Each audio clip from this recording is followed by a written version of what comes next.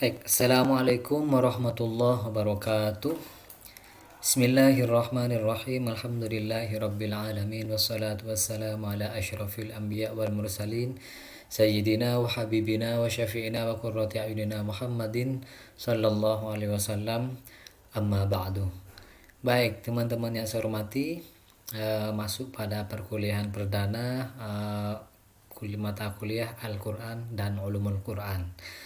Baik, mudah-mudahan kita semua dalam lindungan Allah Subhanahu wa taala dan dalam kondisi sehat walafiat ya. Baik teman-teman, kita akan memulai perkuliahan ini dengan membaca definisi Al-Qur'an. Mudah-mudahan kita tergolong dalam hadis Nabi, khairukum man ta'allamal Qur'an wa 'allamahu. Jadi sebaik-baik kalian itu adalah orang yang belajar Al-Quran atau mengajarkan Al-Quran. Ini kita niatkan dalam rangka belajar Al-Quran ya. Jadi mudah-mudahan termasuk dalam dua kategori umat terbaik Nabi Muhammad karena mau belajar Al-Quran. Baik, pertama-tama kita akan membaca definisi Al-Quran itu apa. Mahwal Quran. Al-Quran itu menurut penjelasan para ulama, yang pertama kalamullah ya, adalah firman Allah. Kalau bukan firman Allah berarti bukan Al-Quran ya. Yang kedua al-munazzal ala nabiyyi Muhammadin sallallahu alaihi wasallam. Jadi firman Allah yang diturunkan kepada Nabi Muhammad sallallahu alaihi wasallam. Sama-sama firman Allah tetapi diturunkan kepada Nabi Musa, tidak disebutkan Al-Quran.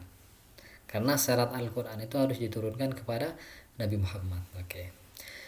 Kemudian yang ketiga al-mu'jizu, ini keliru harakatnya ini. Al-mu'jizu, yang memiliki mu'jizat. A'jaza yu'jizu, mu'jizat itu melemahkan atau memiliki keunggulan-keunggulan sehingga melemahkan orang yang menentang.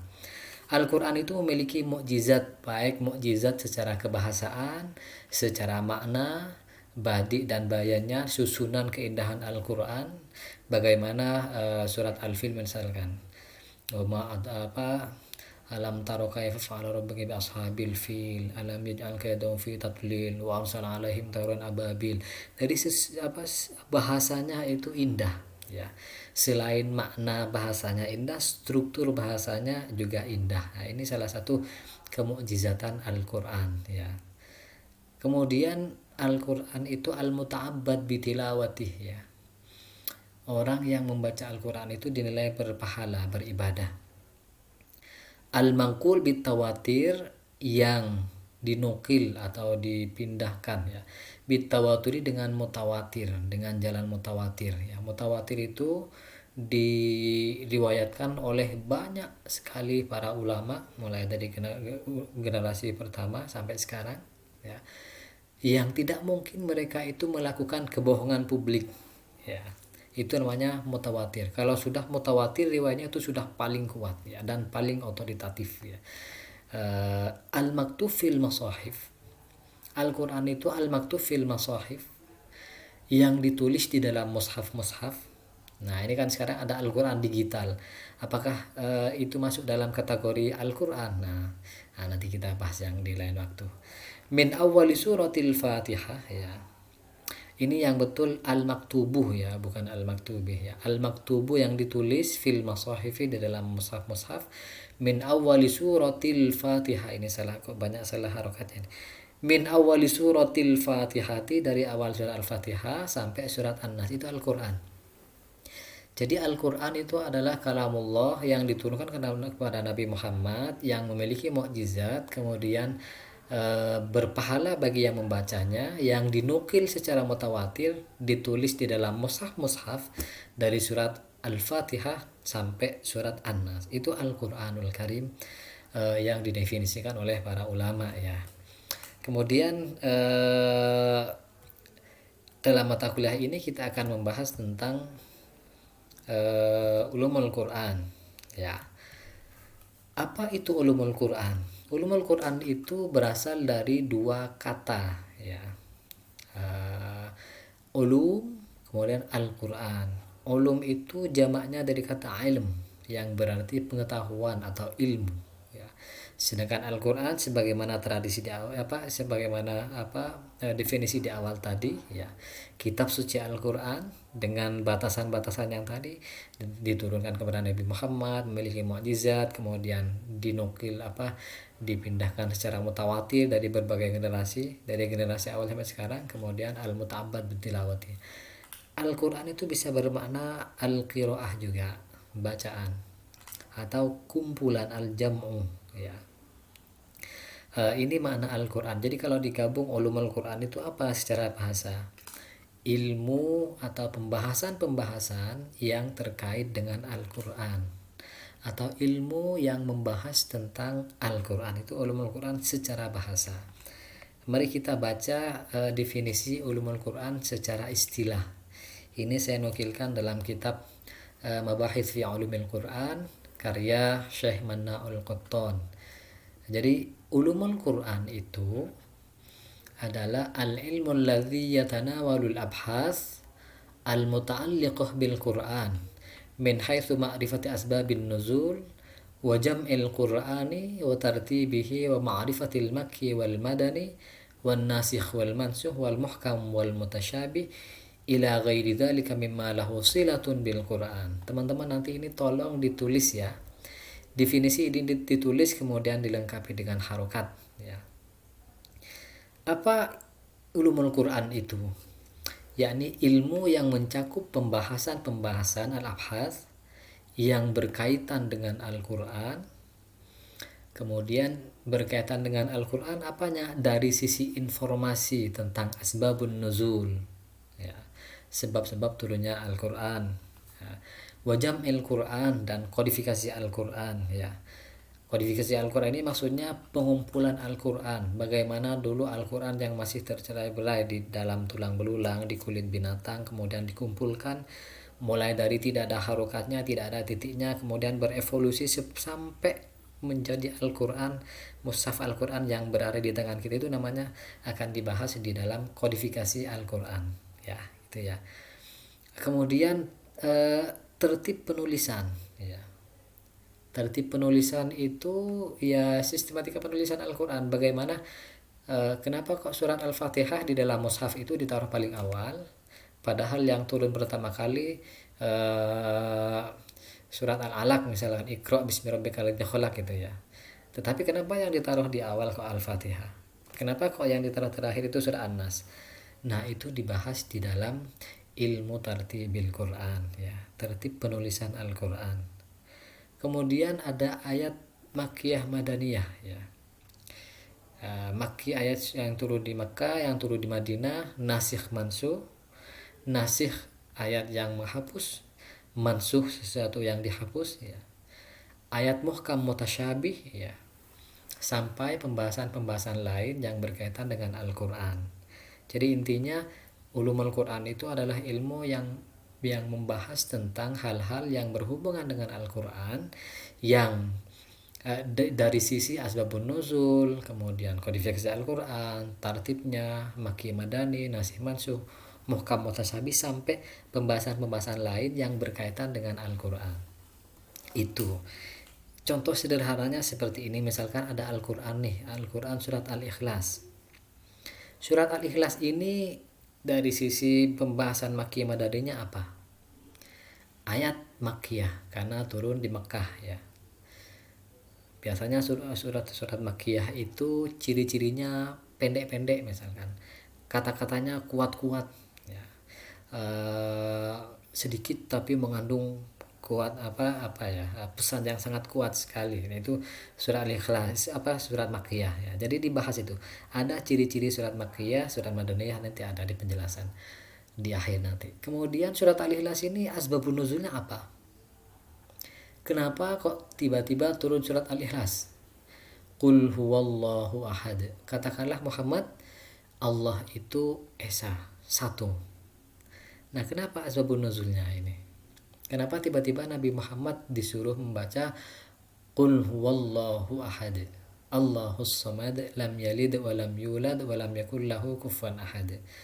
Menurut penjelasan para ulama tafsir, Surat Al-Ikhlas itu salah satu penyebab turunnya surat Al-Ikhlas itu dulu ketika orang-orang kafir didakwai oleh Nabi Muhammad SAW tentang keesaan Allah, maka orang-orang kafir itu bertanya, "Wahai Nabi Muhammad, tolong jelaskan nasab Tuhanmu itu seperti apa? Ibunya siapa, bapaknya siapa, anaknya siapa, keponakannya siapa, kira-kira keluarganya itu siapa saja?" Itu kata orang kafir Quraisy. Maka turunlah ayat Qul huwallahu ahad. Katakanlah Muhammad, Allah itu esa. Allahus samad, Allah itu tempat semua orang bergantung kepada Allah. Lam yalid wa lam yulad, Allah itu tidak beranak dan tidak diperanakkan, tidak ada nasabnya. Allah itu mandiri, ya. Qiyamuhu li nafsihi, ya.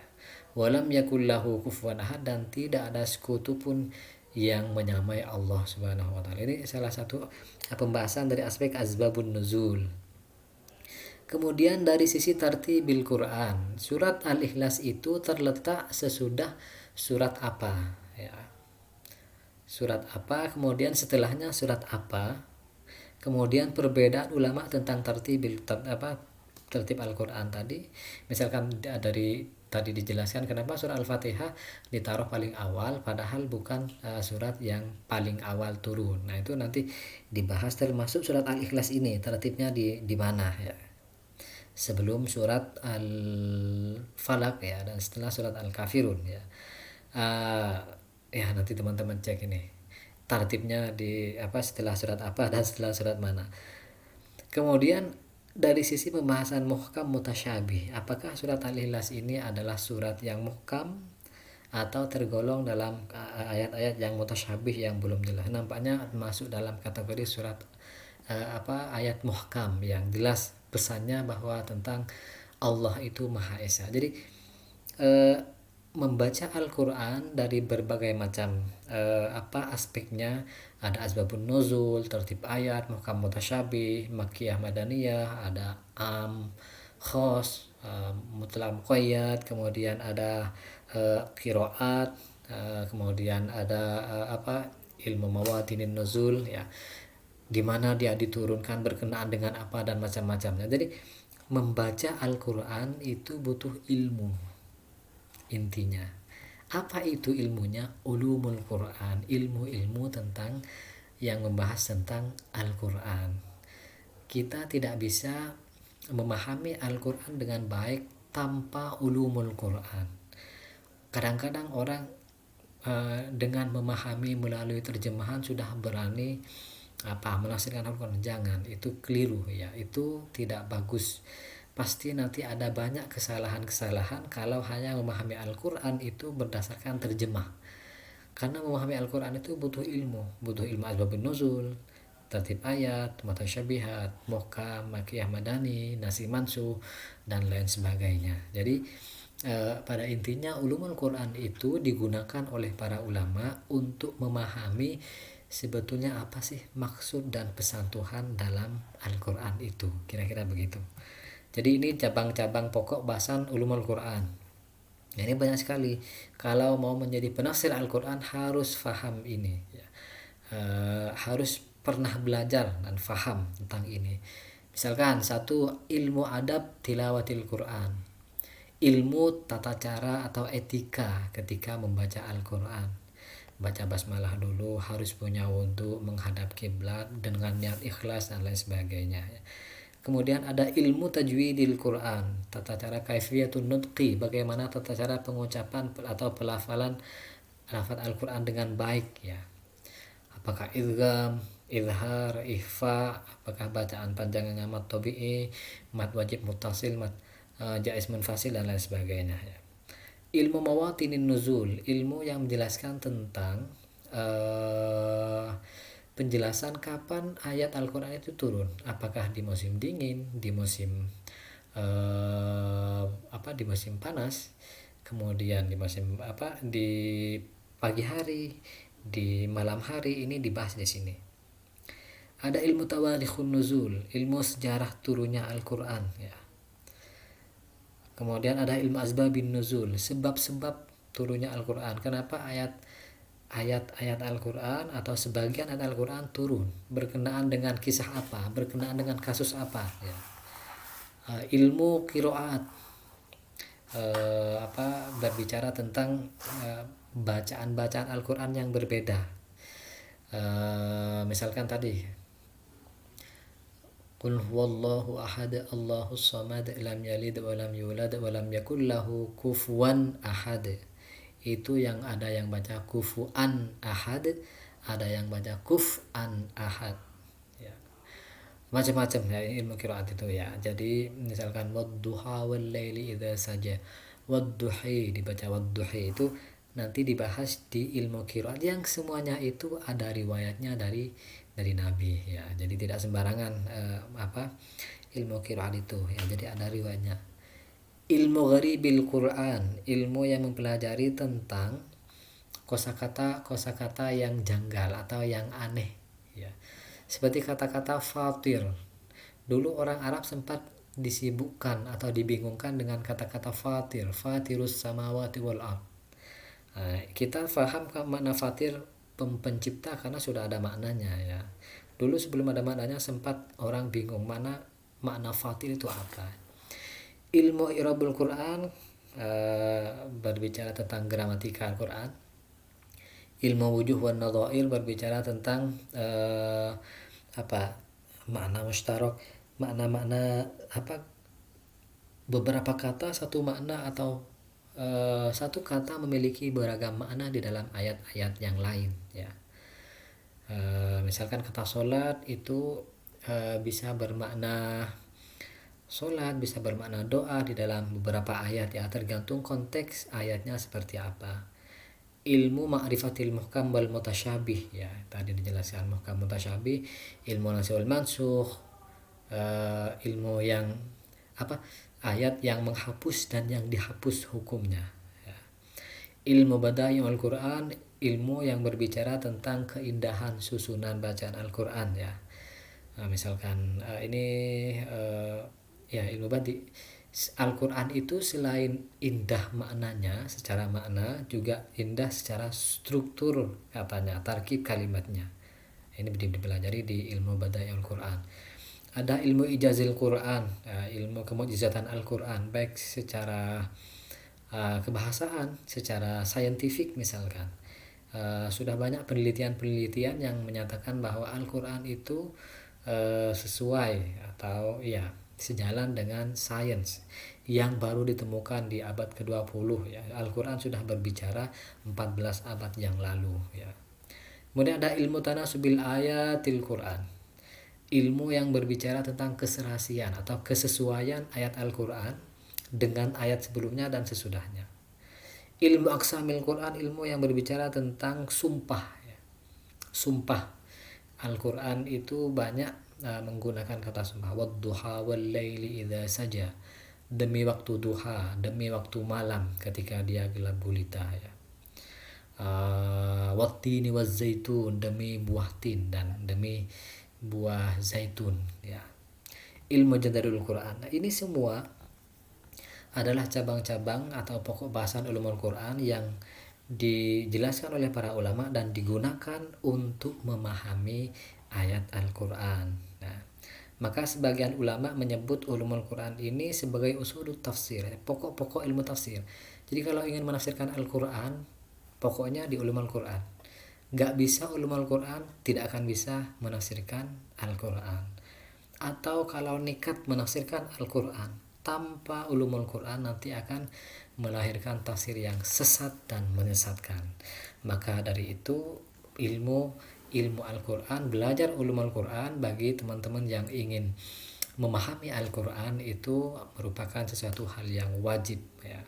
Harus wajib dipelajari, ya. Begitu tentang ruang lingkup ulumul Quran. Bahan bacaan teman-teman bisa baca apa yang saya jelaskan ini di dalam kitab Al-Itqan fi Ulumil Quran As-Suyuti, kemudian Mana Al-Qur'an membahas ulumul Quran, dan juga ada bukunya Pak Rasikhun Anwar, Ulumul Quran untuk Winstein dan PTS. Baik, jika ada pertanyaan silahkan tulis di dalam kolom komentar. Terima kasih atas perhatiannya.